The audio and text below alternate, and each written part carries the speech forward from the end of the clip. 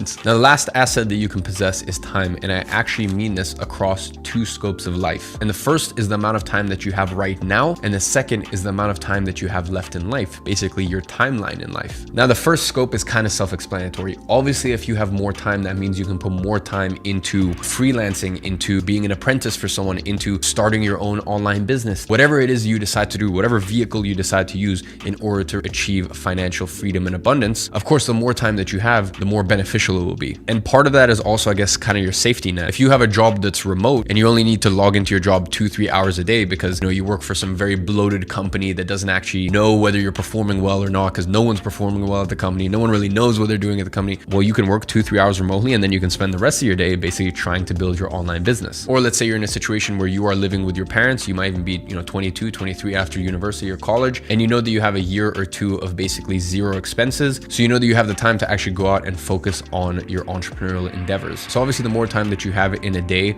in the present moment, very self-explanatory, the higher chances are of actually achieving financial abundance and not being broke anymore. But then, and this is something most people really don't talk about enough, is the macro perspective. Listen, if you are under the age of 28, you have a massive advantage. And by the way, I'm speaking primarily to the men here. To all the ladies, obviously my information still applies, but you need to understand my biological father was an alcoholic, abusive. So I've gone through a lot of adversity and struggle in my life to get to this point. So please excuse me sometimes when I speak specifically to the men. I would have loved if someone could have given me this information as I was growing up, trying to navigate the world. But anyways, back to my point. Men specifically hit their peak anywhere from the age of 32 to around 38. A woman at 29 has far more pressure to get married and have children. And by the way, that's not like societal pressure. It's just like if she's being honest with herself, she wants to, and she knows that, at 34, she's just gonna have a lot less chance than at 29. Whereas men at 34, we are far more attractive than at 29. If we keep working on ourselves and put one foot forward day after day after day. So the reason I say this is if you are broke at the age of 29 as a man, because really there's not much of a rush to get married or have kids. For the next 3 years of your life, dedicate every single hour